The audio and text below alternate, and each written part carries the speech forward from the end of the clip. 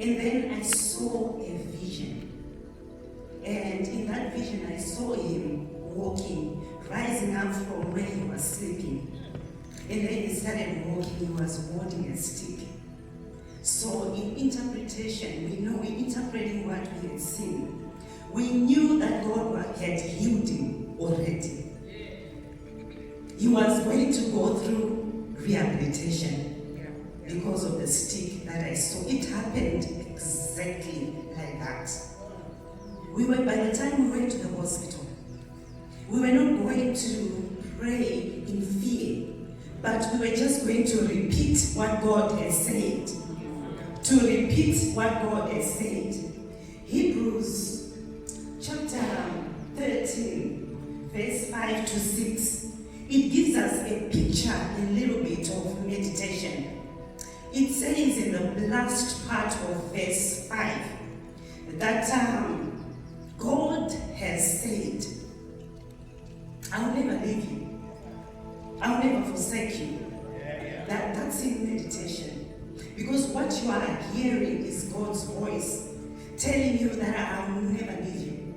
I will never forsake you. And then now, in prayer, you will rise up and you say with confidence, because you have heard it.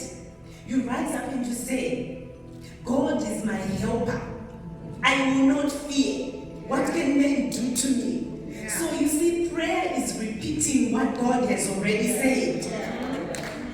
It is repeating. Jesus would say in the Bible, I only do what my Father says to do. He was in tune with the voice of God to hear what God says.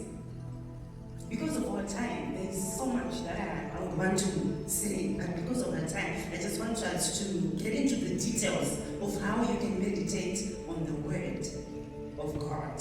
Let us go to the book of Joshua chapter 1, verse 8. Go to Joshua chapter 1, verse 8. This book of the law shall not depart from your mouth, but you shall meditate in it day and night, that you may observe to do according to all that is written in it. For then you will make your way prosperous, and then you will have good success. Okay, so as we have written, we have read this.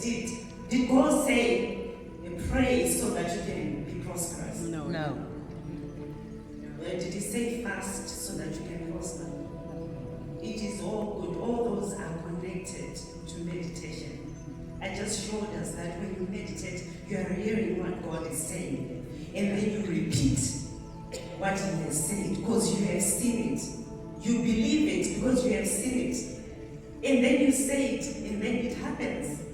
So when you look at this verse, what I say is, God gave Joshua chapter 1 verse 8 because of James chapter 1 verse 8. Joshua chapter 1 verse 8 because of James chapter 1 verse 8. And what does James chapter 1 verse 8 say? From the King James Bible, it says that a double-minded person is unstable in all their ways. A double-minded person. It doesn't just mean that that person is confused or they cannot make up their mind. It's not that simple. Jesus, his disciples came to him and he said, Master, why do you speak to these people in parables? And Jesus replied and said, it is given to you to know the secrets of the kingdom of heaven. But to them I speak in parables, so that in seeing they may see and not see, so that in hearing they may hear and not hear. The fact that you are in this room, it is given to you. Say, it is given to me. It is given to me To know the secrets of the kingdom to know the of secrets God.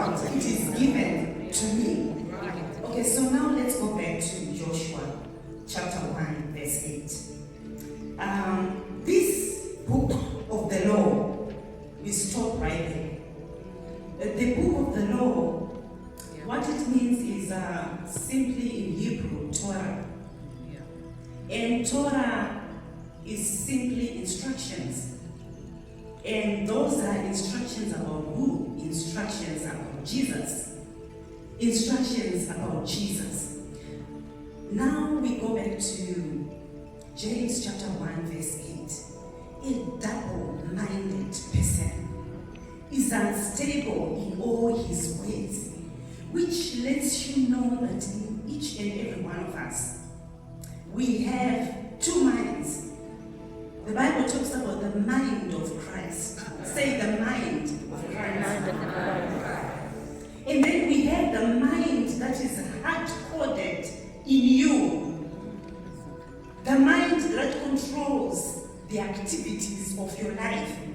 Some of us, we want to talk about generational curses, generational blessings, things that follow you.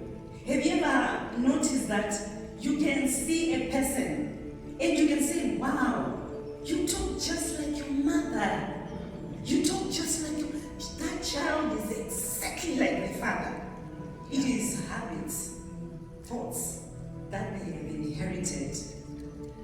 Things that you have inherited even from your mother's womb. When you were not even born, you were watching.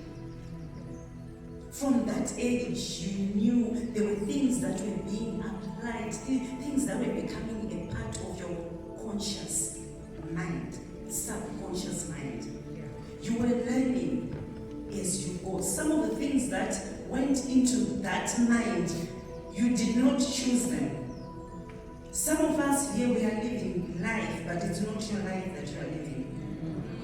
You are living thoughts of your great-great-grandmother. You are living a life that is not your own. That is why you cannot even understand why you are making the decisions that you are making in life. Okay. You are wondering why your life is going the way it is going. It is because of the subconscious instructions. Say instructions. Instructions. Subconscious instructions that are controlling your life. 95% it is actually proven scientifically that 95% of what controls your life is your subconscious mind. If it's something good, then you prosper. You have good success. But if you imagine if 80% of your subconscious mind is full of garbage, is full of instructions that are leading you to make wrong decisions, imagine how your life is going to be like. Apostle Paul says it in the Bible like this. He says, the things that I want to do, I do not do. What I hate, I do. You find yourself just doing things that you don't want to do. And you don't understand, where is this coming from? You make plans. You plan. You have goals. But you find yourself, your life going west when you wanted to go east. You desire what is best in your life, but you find yourself going somewhere else where you don't want to go. Subconscious instructions. Say instructions. Those are the instructions that are, if I want to know your life, I can just do a printout of those instructions. Amen. It will show me where the issues are. Why you are where you are. God is